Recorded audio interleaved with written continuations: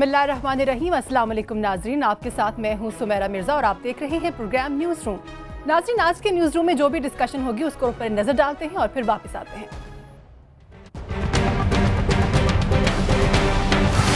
लाहौर एक बार फिर दहशतगर्दों के निशाने पर। इस बार मरदमशुमारी करने वाली टीम को निशाना बनाया गया। राना सनाउल्लाह कहते हैं, हमें पहले से इत्तलात थी।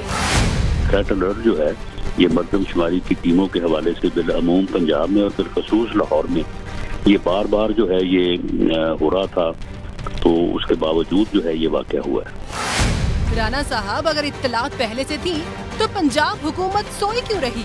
आर्मी चीफ कहते हैं, मरदमशुमारी एक कौमी जिम्मेदारी है जिसे हर कीमत पर मुकम्मल किया जाएगा।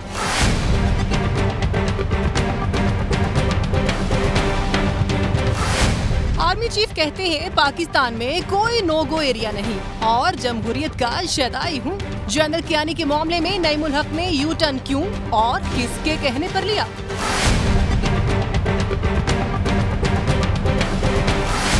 बरतानिया कायद MQM के खिलाफ कार्रवाई क्यों नहीं कर रहा? नासिर जंजुआ कहते हैं कि बरतानिया रियासत की बजाय शख्सियात को अहमियत दे रहा है। रहनुमा MQM हैदर अब्बास रिजवी ने पाकिस्तान वापसी का फैसला कर लिया। सिंध हुकूमत और AD ख्वाजा आमने सामने आ गए।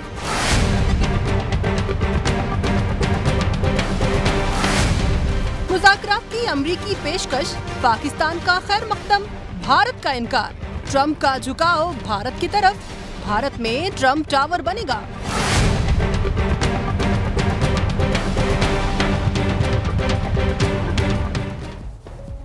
जी हाँ, इन तमाम तर पॉइंट्स पर डिस्कशन करेंगे। अपने पैनल का तारुफ करवाती चलूँ। लाहौर स्टूडियो से हमारे साथ मौजूद हैं जनाब आरिफ निज़ामी साहब, और इस्लामाबाद का रुख करें तो हमारे साथ मौजूद हैं इजहारुल हक साहब और खावर घुमन साहब। सबसे पहले बात करते हैं आज जो सानहा रोनुमा हुआ है बेदिया में, लाहौर में। निज़ामी साहब, पाकिस्तान के दिल लाहौर पर आज एक बार फिर से वार किया गया है, लेकिन हम देखते हैं कि कभी पोलियो टीम के ऊपर वार किया जाता है तो आज मरदमशुमारी की टीम पर भी वार किया गया है। क्या मकसद देख रहे हैं दहशतगर्दों का? देखिए, सबसे बड़ी तो बात यह है कि राना सनाउल्लाह साहब जो है, जैसे अभी आपने देखा जी, कि वो कहते हैं कि उन्हें पहले से ही वार्निंग थी।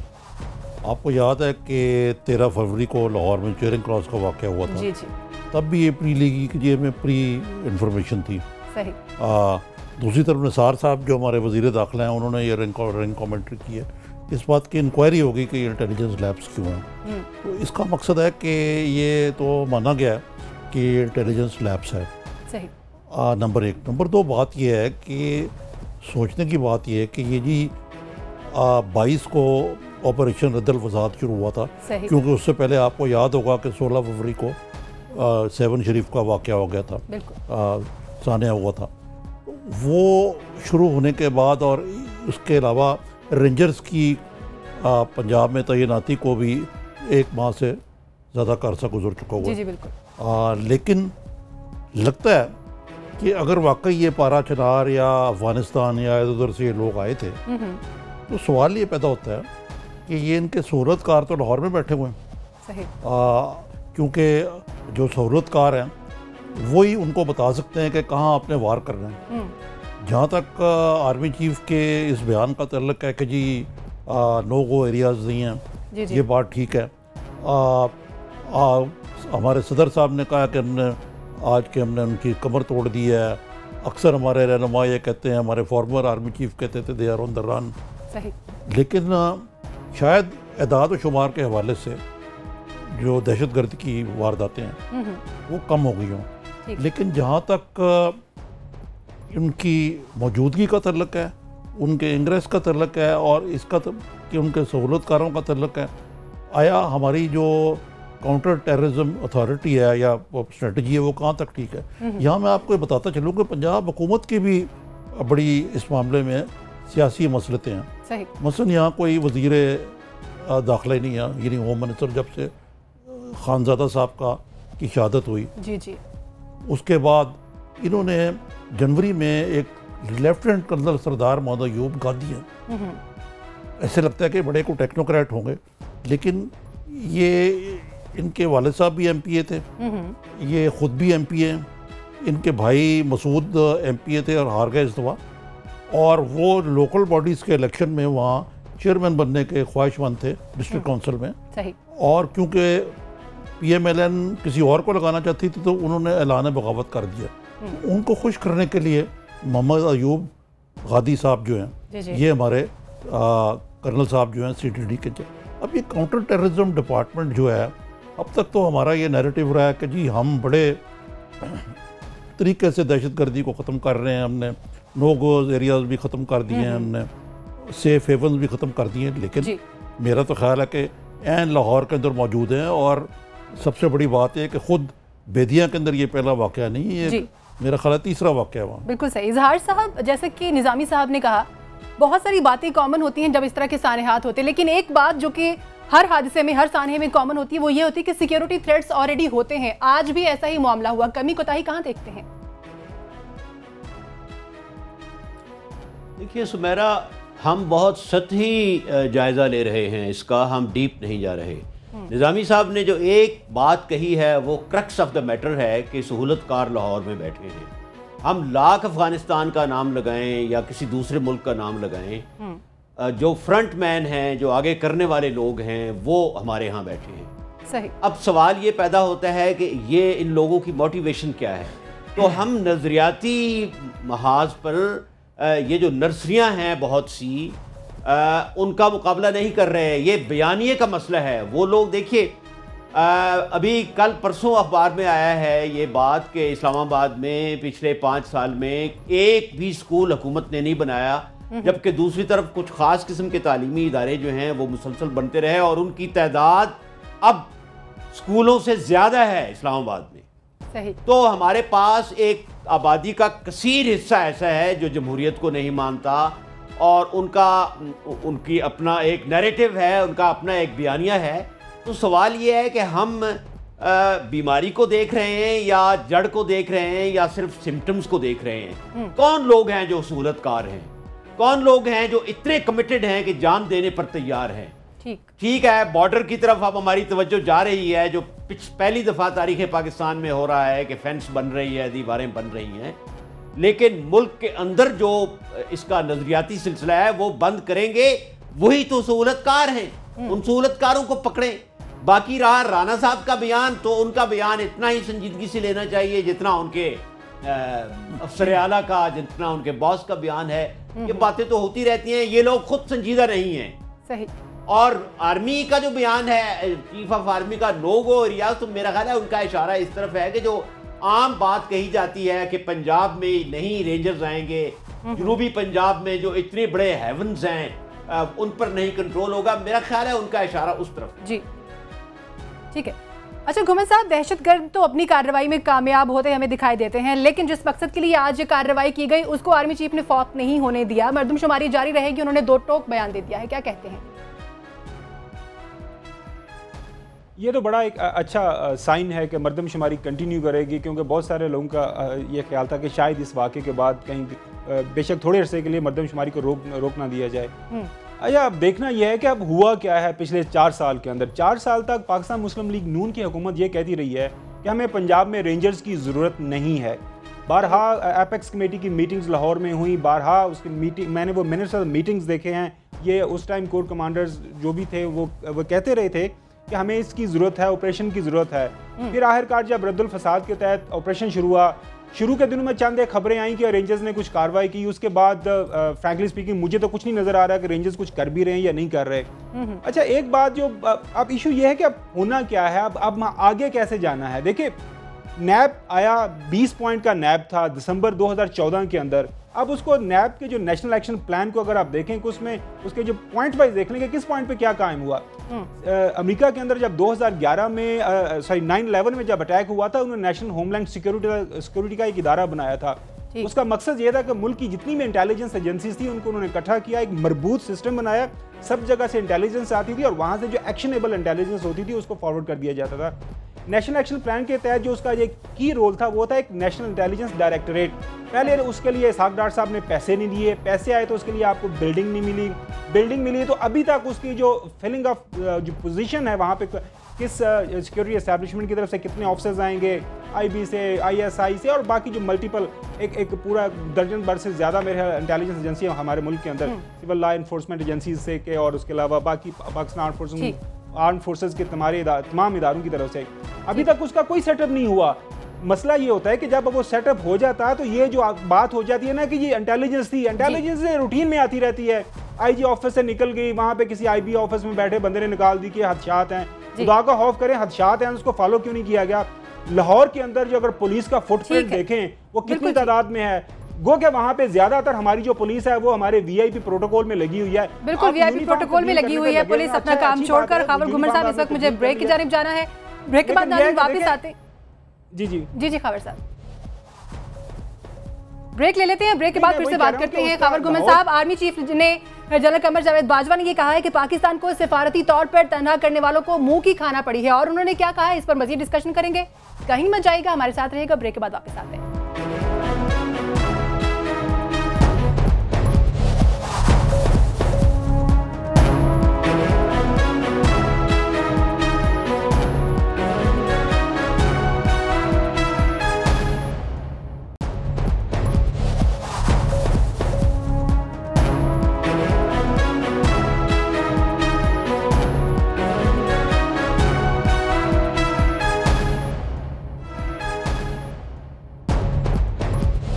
ब्रेक के बाद खुशामदीद नाज़रीन। जी घुमन साहब, आप अपनी बात मुकम्मल कीजिए। अच्छा सुमेरा, ये लाहौर के अंदर जिस तरह पहले उन्होंने वहाँ पे चेरिंग क्रॉस पे टारगेट किया, आज बेदिया रोड पे टारगेट किया, तो इसके बड़े दूररस जो नताइज होंगे। उन्होंने एक जो मैसेज भिजवा रहे हैं ना, अभी पिछले दिनों प्राइम मिनिस्टर साहब हैदराबाद गए, वहाँ पे उन्होंने एयरपोर्ट का अनाउंस किया और कहा कि हमने दहशतगर्दी मुल्क से ख़त्म कर दिया है। अब वो टारगेट किसको कर रहे हैं? वो मुल्क के दिल को कर रहे हैं, लाहौर को टारगेट कर रहे हैं। अब लाहौर के अंदर भी अगर आपने प्रीएम्प्टिव मेजर नहीं लेने, इसमें कोई शक नहीं कि दहशतगर्दों के पास जो एडवांटेज होता है वो सिलेक्शन ऑफ द टारगेट वो अपनी मर्जी का करना होता है, लेकिन कम से कम लाहौर को तो ऐसा सेफ एंड सिक्योर बनाएं कि वहाँ पे कम से कम इस तरह के वाकयात ना हो। बाकी तो चलो मान लिया कि स्लीपर सेल सदरन डिस्ट्रिक्ट्स के अंदर हैं या बाकी दूसरे फार फ्लंग एरियाज के अंदर आपकी आउटरीच नहीं है, कम से कम लाहौर में ऐसे वाकयात नहीं होने चाहिए। जी ये इसमें मैं सिर्फ ये अर्ज करना चाहता हूँ कि आपकी बात बिल्कुल दुरुस्त है। जो इससे पहले इजहार साहब ने बयानिया की बात की थी ना, बात ये आपने नेशनल एक्शन प्लान का जिक्र किया। जो मौजूदा PMLN की लीडरशिप है, एक तरफ तो मियाँ नवाज शरीफ साहब होली और उसमें जाते हैं दिवाली में और बड़ी कायद अज़म की तकरीर का भी जिक्र करते हैं, लेकिन जो ग्राउंड रियलिटीज़ हैं कि PML वांट्स जो है ना, they want to hunt with the hounds and run with the hares. वो चाहते हैं कि ये जो इस टाइप का वोट है ना, ये भी इनको अगले इलेक्शन में मिले। इसलिए ना मदरसों की कोई रेगुलेशन हुई है, ना कोई बयानियाँ बदलने की कोशिश हुई है, ना इस बारे में कोई उंगली भी किसी ने उठाई हो तो ये मामला ठीक हो। तो ये शॉर्ट टर्म तो एडमिनिस्ट्रेटिव मेजर से दहशतगर्दी को हम ज़रूर कलाकमा कर सकते हैं, लेकिन इसमें जो लॉन्ग टर्म मेजर लेने वाले हैं ना, जिस तरह आपने जिक्र किया कि बाकी मुल्कों में होता है, उस तरफ तो कोई तवज्जो नहीं है। जी इजहार साहब, आप कुछ कहना चाहते हैं, फिर हम अगले पॉइंट की तरफ चलते हैं। सुमेरा, मैं ये अर्ज़ करना चाहता हूँ कि ये जो सूबाई तकसीम है, हमारे मुल्क की सियासी तकसीम, पंजाब में, सिंध में दहशतगर्दों के नज़दीक ये तकसीम जो है, ये लकीरें ये माना नहीं रखती। दूसरी बात यह है कि आप कुएं से अगर 1000 डोल भी निकालेंगे तो जब तक जानवर कुएं में है आपका पानी साफ नहीं होगा। अभी निज़ामी साहब ने मदारिस की और इसकी बात बयान की, तो मदारिस के जो सबसे बड़े प्रोटैगनिस्ट हैं, जो सबसे बड़े हमनवा हैं, मौलाना, वो तो हुकूमत की जेब में है और हुकूमत खुलकर कोई बात ही नहीं कर सकती।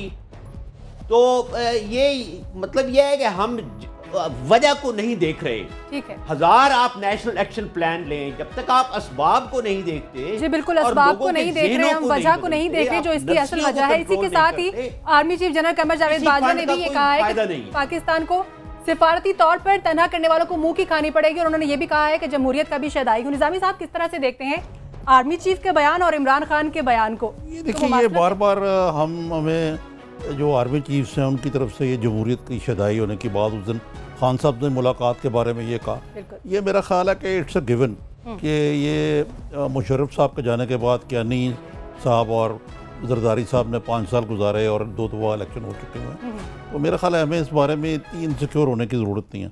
हाँ, ये जो आपने दूसरा जिक्र किया, ये नईमुल हक साहब ने जो बयान दिया जनरल कियानी के हवाले से, ये बिल्कुल ही मोमल और इंतहाई लगब बयान है। इसलिए मैं आपको ये कह रहा हूँ बड़ा यकीन से कि मैं उस वक्त केयर टेकर एक गवर्नमेंट थी जिसमें मैं इंफॉर्मेशन मिनिस्टर था और मेरा काम था कि ऑप्टिक्स पैदा करनी कि इलेक्शन होंगे। पहले तो लोग कहते थे इलेक्शन होंगे ही नहीं। आर्मी का तलब सिर्फ इतना था उसके अंदर कि पोलिंग स्टेशन के बाहर मैनेज करना था, वहाँ बैठे हुए को वोट नहीं गिन रहे थे वो। जो इलेक्शन में कोताहियाँ थी उस पर अगर चले जाएं तो वो एक लंबी दास्तान है। उसके अंदर ये है कि चीफ इलेक्शन कमिश्नर और जो केयर टेकर प्राइम मिनिस्टर थे उनकी बोलचाल ही नहीं थी। वो कराची बैठे रहते थे और फखरुद्दीन जिब्राहिम, और वो उम्र के गुस्से से में पहुंच चुके हुए थे कि कुछ पता ही नहीं था। और जो इलेक्शन कमिश्नर थे सूबाई, दे वर रूलिंग द रूस्ट। ये तो थी इलेक्शन की सूरत हाल। लेकिन अब बहुत सारा पानी गुजर चुका हुआ है, 4 साल हो चुके हुए हैं। अब ये कह देना कि ये आरओ के इलेक्शन से और इसमें ये हुआ था, और फिर ये पीटीआई की जो एक मखसूस मिलान तबाह है कि जी ये साबित जो है हमने इल्ज़ाम लगाना है, अब उसको साबित करना जो वो जनरल कियानी का काम है। आज जनरल कियानी साहब ने खुद तो नहीं कहा, लेकिन उस वक्त जो उनके एक इस इलेक्शन के हवाले से जो उस वक्त जो एक नायब थे जनरल तारिक, उनका एक बयान लगा हुआ है जिसमें उन्होंने बड़ी दो टोक तरदीद की है। तो मेरा ख्याल है हमें साबिक जो फौजी सबरा हैं उनके बारे में भी एहतियात से काम लेना चाहिए, क्योंकि वो अपने आप को डिफेंड करने की पोजीशन में नहीं होती है। और ये अच्छा हुआ है कि इमरान खान साहब ने वो खुद एहसास हुआ है कि ये बयान आउट ऑफ लाइन था और उन्होंने कहा कि ज़ाती राय है। लेकिन जब एक पार्टी का स्पोक्समैन जो है वो बात करे तो उसकी ज़ाती राय कुछ नहीं होती। बिल्कुल। इज़हारुल हक साहब क्या कहते हैं, आर्मी चीफ का बयान और आरओ का इलेक्शन, अभी तक हम इन्हीं चीज़ों में फंसे हैं। साहब जी बात यह है कि उनको ये कहने की क्या ज़रूरत पड़ी कि मैं जमहूरियत का शदाई हूँ। किसी ने उनकी शदाई होने पर डाउट किया है? ये तो वही बात है, यही मेरा पॉइंट है। किसी ने किसी की कमीज पहनी थी तो उसको कहा जाकर, उसने कहा कि जनाब मैं खैरियत से हूँ और ये जो कमीज इन्होंने पहनी हुई है ये इनकी अपनी है, ये मेरी नहीं है। तो क्या ज़रूरत है ये कहने की? रही दूसरी बात एक्स आर्मी चीफ की, तो जनाब कौम ये पूछने का हक रखती है कि उस ज़माने में जब फेडरल गवर्नमेंट में मुस्लिम लीग नून अपोजिशन में थी और पंजाब में उनकी हुकूमत थी, तो आधी रात को दो इनके जो पिलर्स थे चौधरी निसार साहब और शहबाज शरीफ साहब, ये क्या मौसम की या अंडों की कीमतों के बारे में बात करने के लिए जीएचक्यू जाते थे? समबडी मस्ट टेल, जिस तरह इमरान खान ने प्लेनली कहा है कि मैं ये बात करने गया था, तो somebody must tell the nation, must take the nation into confidence कि वो आधी रात को मीटिंग्स पैदर पै, एक नहीं दो नहीं कई मीटिंग्स, उनका क्या मौजू था? और मेरा ख्याल था तो कोई मीटिंग नहीं हुई इज़हार साहब, ड्यूरिंग द इलेक्शंस कोई मीटिंग नहीं हुई जहाँ तक मेरी इत्तला का तल्लुक है। ये बातें जो है ना मफरूज़ हैं, जब जिस ज़माने में गवर्नमेंट में थे जरूर जाते होंगे मिलने के लिए। रही वो क्यों होती रही? अच्छा, अब मैं थोड़ा सा पीटीआई और आर्मी चीफ की बात देखिए, सुमेरा पाकिस्तान तरीके इंसाफ के बड़े सीरियस मसले मसाइल हैं उनके जो एडमिनिस्ट्रेटिव अफेयर्स के, वहाँ पे अभी भी 3-4 लोग हैं जो पार्टी पॉलिसी के मुख्तलिफ औकात में बयान देते रहते हैं। एक तो पीटीआई को उसको कंट्रोल करना चाहिए। डॉक्टर शीरी मज़ारी हैं, नईमुल हक साहब हैं, फवाद चौधरी साहब हैं, और भी इस तरह वहाँ पे दुरानी साहब हैं, वो मुख्तलिफ औकात में मुख्तलिफ बयान देते रहते हैं।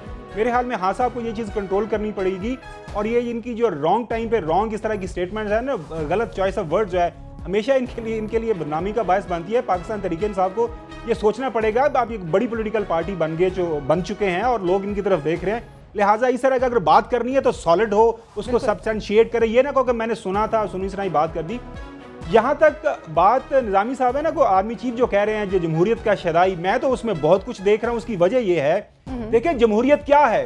जमहूरियत है कानून की हुक्मरानी, आइन की हुक्मरानी, ऐसा मुल्क जहाँ पे गरीब और अमीर एक साथ खड़े हों, जहाँ पे इंसाफ सबके लिए एक ही हो, अगर सुप्रीम कोर्ट से डिसीजन आता है तो सबके लिए बराबर हो। ऐसी जमहूरियत नहीं है। मेरी एक इनपुट है इस पे, हमारे मुल्क में जमहूरियत जिस तरह मेरी एक इस पे इनपुट यह है, कज़ा कलामी माफ, ये मेरा ख्याल है ये आर्मी चीफ जो कह रहे हैं ना, इसकी एक बेन सतूर बात यह है कि जो पनामा गेट का फैसला आना है, अगर उस पर किसी को ये तवक्को है कि अगर मियाँ नवाज शरीफ को खुदा न खास्ता डिस्क्वालीफाई किया जाता है या कोई और मसला होता है, तो आर्मी जो है वो उस बारे में कोई रोल प्ले करेगी। तो वो ये कह रहे हैं कि हम इससे बाहर हैं, हम जमहूरियत के हक़ में, और जो भी सुप्रीम कोर्ट भी एक जमहूरी अदारा है, जो भी फैसला करेगा उस पर मेनो अमल होगा। जी वो निज़ामी साहब, वही मैं उसी तरफ आपको लेके जाना चाह रहा था। देखिए, पाकिस्तान मुस्लिम लीग नून वाले जब ये बयान सुनते हैं ना कि उस दिन जब इमरान खान साहब ने भी कहा कि आर्मी चीफ जमहूरियत के साथ है, तो पीएमएल वाले बहुत खुश थे। अभी उन्होंने कहा जमहूरियत का शदाई हूँ, तो पीएमएल वाले बहुत खुश हैं, क्योंकि वो समझते हैं पाकिस्तान में जमहूरियत का नाम नवाज शरीफ साहब है, जमहूरियत का नाम शहबाज शरीफ साहब है। लेकिन ऐसा नहीं होता, जमहूरियत का नाम वही है। अभी यूनाइटेड स्टेट्स ऑफ अमेरिका में उनके जो दामाद साहब की अपॉइंटमेंट हुई है, उनकी भी रशियंस के साथ मीटिंग हुई है, तो उनकी कांग्रेचुअल कमेटी ने बुला लिया है, भाईजान आके बताएं आपकी कब कब कहाँ मुलाकातें हुई। और ये सारे जमहूरियत क्या है? जमहूरियत तो यही है ना कि आप कानून के सामने सब बराबर हैं। यहाँ पे ऐसी बात ही कोई नहीं है। जिस तरह अभी लाहौर के अंदर आपके तो अपने सब खानदान के लिए प्रोटोकॉल लगे हुए हैं, सबके लिए आपके स्पेशल सिक्योरिटी मेजर्स हैं। आम लोग मर रहे हैं और मरते जाएंगे जब तक ये चीज नहीं। वैसे एक हंसने की बात है कि आर्मी चीफ ने बयान दिया है और पूरी कौम उसकी इंटरप्रिटेशन में लगी हुई है। ये हाथी जो जिसके हाथ में हाथी का कोई हिस्सा आता है वो उसे कर रहा है। ये एक हंसने वाली बात है। पाकिस्तान के अंदर आर्मी हमेशा आप मुझे बात कंप्लीट करने दें, तो इसमें कोई जरूरी तो नहीं है कि जरूर कोई मतलब ही निकले। बिल्कुल ठीक, बिल्कुल सही है। इस वक्त हमें ब्रेक की जानिब जाना है। ब्रेक के बाद वापस आते हैं, अपनी गुफ्तगू को जारी रखते हैं, कहीं मत जाइएगा।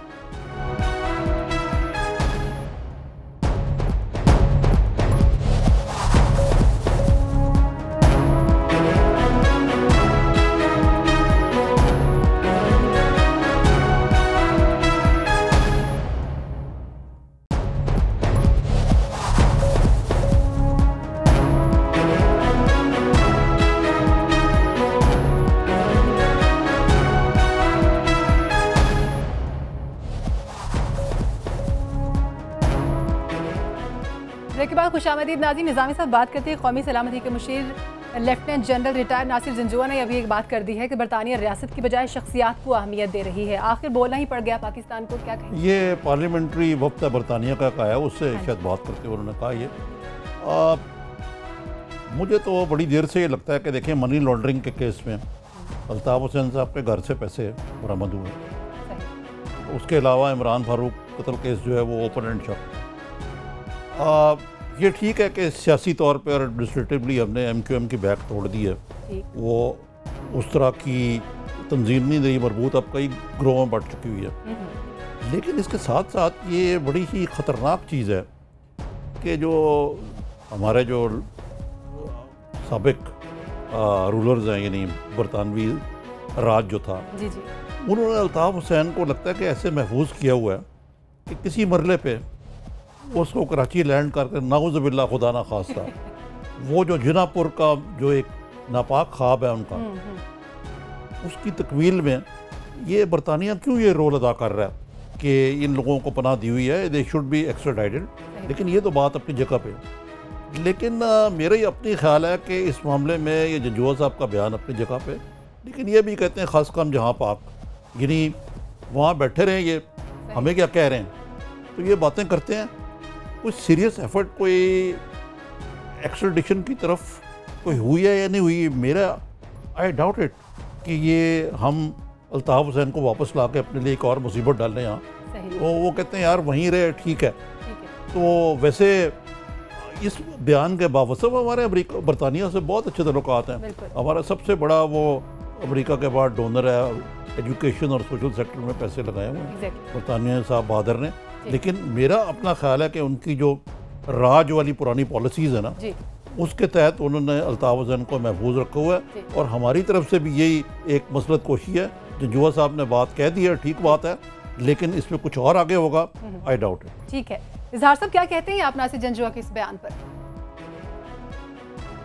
अब इसमें कोई दो राय नहीं कि अल्ताफ़ हुसैन बरतानिया की खुफिया एजेंसी के लिए काम कर रहे हैं। देखें, गार्डियन ने 2013 में एक मशहूर सहाफ़ी हैं ओवन बेनेट जोन्स, निज़ामी साहब को पता होगा, वो अंग्रेज़ी के भी सहाफ़ी हैं। उसने एक तफसीली मजमून लिखा था जिसमें उसने ये साबित किया था कि अमेरिका ने कराची की जो इंटेलिजेंस है वो बरतानिया के सुपुर्द की हुई है, और वहाँ चूँकि MQM का राज है तो इसलिए बरतानिया की पाँचों घी में और सर कढ़ाई में है कि उनके पास एक ऐसा आदमी है जिसकी तहवील में पूरी कैबिनेट है, सिंध की कैबिनेट आधी है और वफाकी हुकूमत है।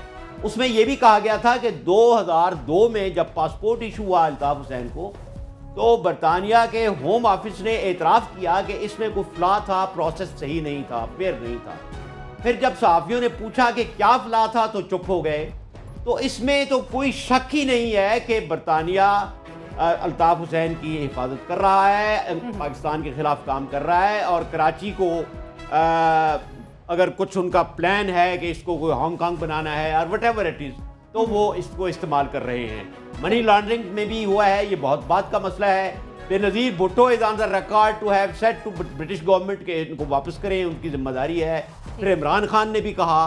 तो ये तो बरतानिया के साथ एक बिल्कुल साफ साफ हार्ट टू हार्ट बात करने की है कि ये एक रियासत है पाकिस्तान इंडिपेंडेंट, और उसके खिलाफ जो आदमी काम कर रहा है उसको उन्होंने पनाह दी हुई है। तो उनका ये बयान इस ज़िमन में इफेक्टिव तो नहीं है, लेकिन बहरहाल एक रिकॉर्ड पर बात आ गई। जी जी ठीक है, गुमन साहब क्या कहेंगे? अच्छा स्मेरा, इस पे जाने से पहले वो जो आर्मी चीफ के हवाले से ना, देखें अभी भी पाकिस्तान के सियासी मंजर में आर्मी चीफ की हैसियत बहुत ज़्यादा इंपॉर्टेंट है। आर्मी चीफ का बयान हर रोज़ आपको फ्रंट पेज पे मिलेगा, वो कोई भी बात करेंगे आपको फ्रंट पेज पे मिलेगी। हमारे सियासतदान अभी भी आर्मी की तरफ देखते हैं। अल्लाह करे कोई ऐसा मौका आ जाए कि हमारी सियासत इतनी मैच्योर हो जाए कि आर्मी चीफ का रोल साइड पे हो जाए, लेकिन अभी है अहमियत रहेगी। तो हर उसकी एक्सप्लेनेशन, यस इंटरप्रिटेशन, जिस तरह इज़हार साहब ने कहा, हर बंदे की अपनी हो सकती है। अच्छा, मैं ये जो जनरल जंजुआ साहब ने बात की है, इसको बड़ा डिफरेंट तरीके से देख रहा हूँ। ये क्या मजबूरी आन पड़ी जनरल जंजुआ साहब को, हमारे नेशनल सिक्योरिटी एडवाइजर हैं, क्या इस तरह की चीज़ें पब्लिकली तो नहीं करते? आपको अगर वाकई ब्रिटेन्स को आपने ये चीज़ बतानी है तो बिटवीन द आप ऑन द जो वन ऑन वन मीटिंग होती है या क्लोज डोर मीटिंग्स होती है, वहाँ पे सारी बात करते हैं। या तो इसका मतलब यह है कि आप खुल्लम खुला लड़ाई करना चाह रहे हैं कि जी हम डिप्लोमेटिकली फेल हो गए हैं, अब हम आप इल्ज़ाम तराशी करेंगे कि ब्रिटेन हमारे खिलाफ जो अल्ताफ हुसैन को इस्तेमाल कर रहा है, और आप ये पूरी दुनिया को इसका उल्टा भी हो सकता है डिस्प्यूट में कि पब्लिकली इसलिए की कि करना कुछ नहीं हमने। जी जी सही, एग्जैक्टली वही है ना कि अब जनरल साहब के पास आपस की बात, उनके पास कुछ भी नहीं है। उनका यहाँ पे जो बना हुआ है ना, यहाँ पे अगर देखेंगे वो है ही नहीं, मुझे बना हुआ, वहाँ पे उनके पास ऑफिसर्स भी नहीं है। अभी उनको नैप दिया हुआ है, नैप दिया हुआ है, नेशनल एक्शन प्लान का फोकल पर्सन। उनको ये नहीं पता कि नैप किस तरफ जा रहा है। तो अब ये है कि वो भी खबरों में रहने के लिए, अखबारात में तस्वीरें छुपवाने के लिए इसके बयान देते रहते हैं। लेकिन अगर ये डिप्लोमेटिकली हल होना है तो अब जाके बात करते हैं बिहाइंड द क्लोज डोर्स। तो सारी दुनिया के अंदर डिप्लोमेसी इसी तरह होती है। अगेन ये साहब बता सकते हैं, डिप्लोमेटिकली हल होना होता तो अब तक हो चुका होता। लेकिन general is not the first person to speak on this issue. वजीर दाखिला भी कई दफा ये इशारात दे चुके हैं। ठीक, तो मसला ये है कि इशारों से बात नहीं चलनी है। अगर होनी है तो आपको सीधा सीधा ब्लैक एंड व्हाइट में बात करनी है। नहीं करनी तो आपको पता है क्या, पाकिस्तान पीपल्स पार्टी 2008 से मेरा तो स्टैंड ये है कि हमने, हमारे लिए बेहतर है कि वो वहाँ रहे, और इन्होंने कुछ नहीं करना। ये आपको पता है कि जहाँ तक हमारे वजीर दाखिला हैं, वो बड़े लच्छेदार बयानात और प्रेस कॉन्फ्रेंस करते हैं, long on talk short on action, और अपने दफ्तर में भी कम ही बैठते हैं। तो ये जो हमारा सारा जो प्लान है ना, नेशनल सिक्योरिटी का या काउंटर टेररिज्म का, दफ्तर में नहीं बैठते तो फिर कहाँ बैठते हैं? ये पंजाब हाउस में होते हैं अक्सर, इनको पता होगा गोमन साहब को। सही, ठीक है। अब कराची की पॉलिटिक्स पे बात कर लेते हैं। निजामी साहब, हैदर अब्बास रिजवी एमक्यूएम के रहनुमा is coming back to Pakistan. क्या कोई नया भूचाल आने वाला है कराची की सियासत में या एमक्यूएम में? देखिए, हैदर अब्बास रिजवी साहब जो हैं ये वापस आए हैं बिस्मिल्लाह, लेकिन वो एमक्यूएम पाकिस्तान बन के आएंगे वापस। अब एक एमक्यूएम पाकिस्तान है। अब आज ही वो सत्तार साहब जो हैं उन्होंने एक वहाँ बड़ी व्याख्यान दिया है कि जी महाजर जो हैं बड़ी महरूमी का शिकार हैं और उनको डिस्क्रिमिनेट किया जा रहा है कोटा सिस्टम के ज़रिए। वही बात यह है कि एमक्यूएम वहाँ पे स्याह और सफ़ेद की मालक रही है अर्बन सिंध की इतने साल की, फिर भी उनका एहसास महरूमी जो है वो ख़त्म ही नहीं होता। मैं कई दफ़ा इंटीरियर सिंध गया हूँ, नोडेरो भी गया हूँ, जो बेनज़ीर भुट्टो की पहले कॉन्स्टिट्यूंसी अब जरदारी साहब की है या उनके बेटे की, जिस किस्म की गुर्बत सिंध के अंदर है उसका तस्वर भी नहीं कर सकते आप अर्बन कराची के अंदर। लेकिन इसके बावजूद इनकी जो पॉलिटिक्स है एमक्यूएम की, बिल्कुल इसमें कोई फ़र्क नहीं आया। और ये जो असल इम्तिहान होगा जब ये नए इलेक्शन आएंगे, चाहे वो नामक के वे जल्दी हो जाते हैं या बाद में होते हैं, उसमें दूध का दूध और पानी का पानी भी होगा। बाज़ लोगों का ख्याल है कि ये सारा कुछ जो है एमक्यूएम पाकिस्तान और एमक्यूएम और कोर्ट में पता चल जाएगा जो भी फैसला आना है, पाकिस्तान जिंदाबाद, पायदा पार्टी, ये जो सारे जो ग्रुप्स हैं और हकीकी और ये और वो, ये एमक्यूएम दबी हुई। लेकिन अभी भी बाज़ लोगों का ख्याल है कि Altaf Hussain rules the roost. बिल्कुल ठीक है। इस वक्त नाज़रीन हमें ब्रेक की तरफ जाना है, ब्रेक के बाद वापस आएंगे तो बात करेंगे कि अमेरिका ने सालिसी बनने के लिए ऑफर कर दी है और पाकिस्तान और भारत का उसके ऊपर क्या रद्द-ए-अमल, इसके ऊपर बात करेंगे। कहीं मत जाएगा, हमारे साथ रहेगा।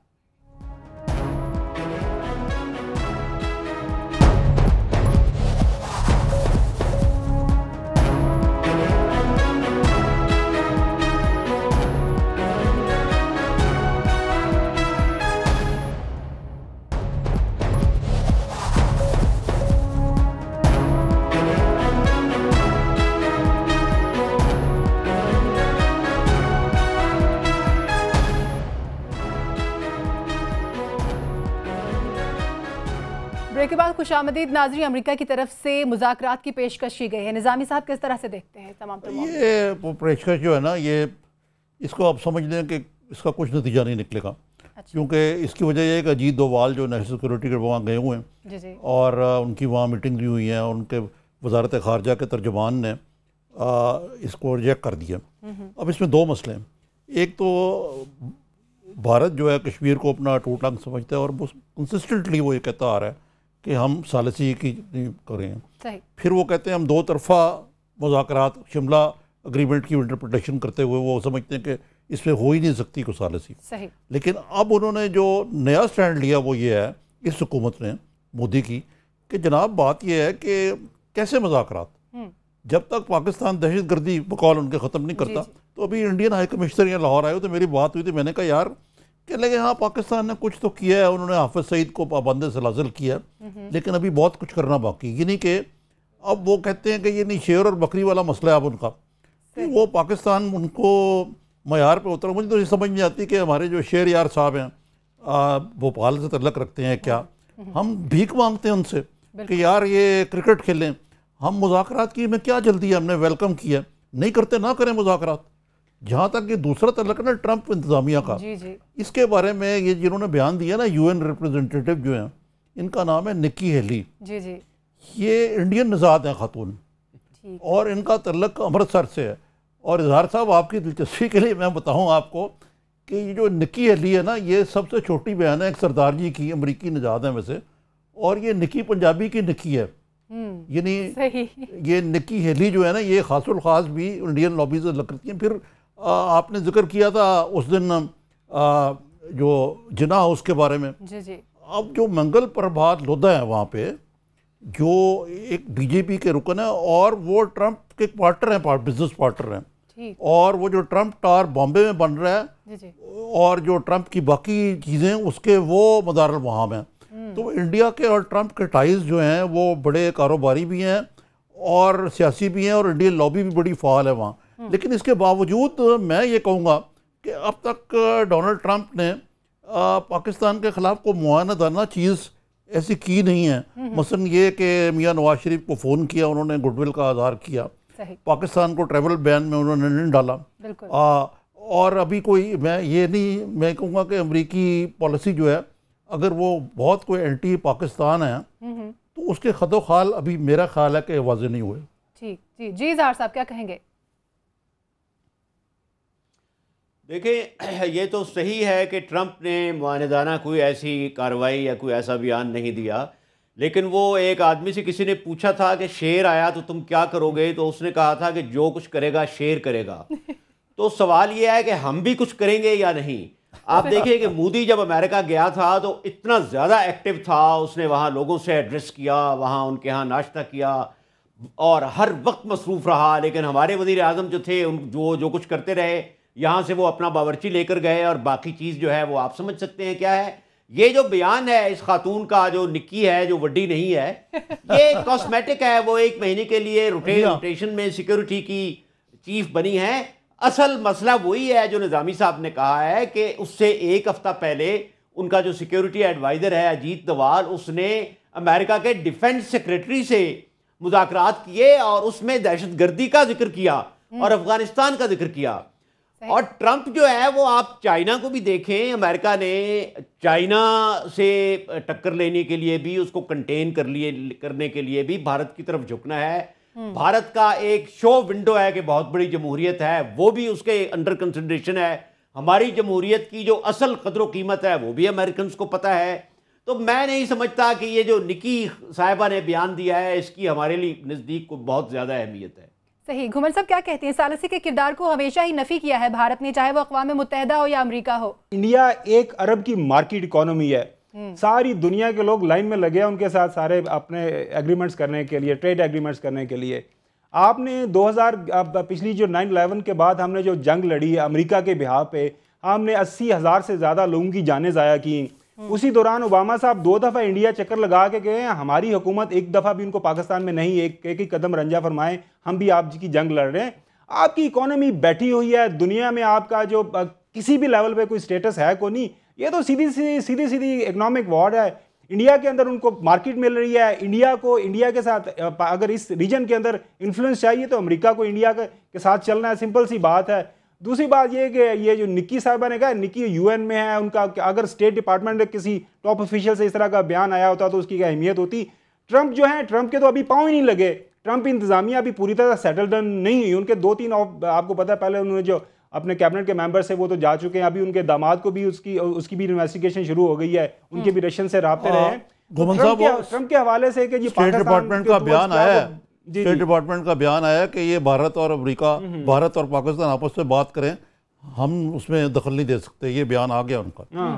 जियो पॉलिटिक्स में, जोग्राफियाई हैसियत में पाकिस्तान की बहुत ज़्यादा अहमियत है। पाकिस्तान के पास दुनिया की 4थी या 5वीं बड़ी फौज है, पाकिस्तान की स्ट्रेटेजिक लोकेशन है।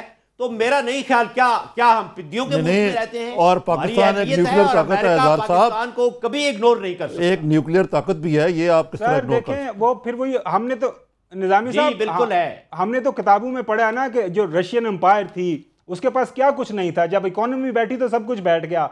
आजकल आपको पता है पाकिस्तान के कर्जे कितने चले गए हैं, आपका जो लोन टू जीडीपी रेशो है वो किस लेवल पे जा चुका है। नहीं, मैं आपसे ओवरऑल जो करंट अकाउंट डेफिसिट है, मैं आपसे बिल्कुल इत्तेफाक करता हूं। ये मतलब ये कहना कि पाकिस्तान एक इनसिग्निफिकेंट मुल्क है, ये मैं नहीं कहूँगा, लेकिन पाकिस्तान के मसाइल बिल्कुल वैसे ही हैं।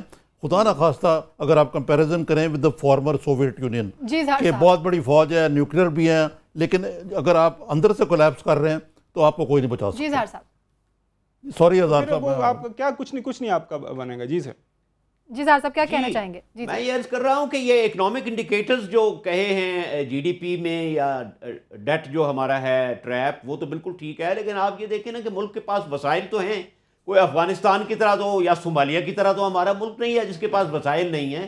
सही अगर पॉलिसी होगी और सिंसियर लीडरशिप विजन वाली होगी तो हमारे वसाइल और हमारे अफरादी कुव्वत और हमारे पास जो बाकी वसाइल हैं वो इतने हैं कि हम बिल्कुल दोबारा उभर सकते हैं, बिल्कुल उभर सकता है। मसला वही आ जाता है कि आपको लोगों के सामने अगर आपने दुनिया की मार्केट के अंदर अपने आप को प्रेजेंट करना है तो आपको फिर कुछ बेचना पड़ेगा, आपके पास बेचने के लिए भी है को नहीं है।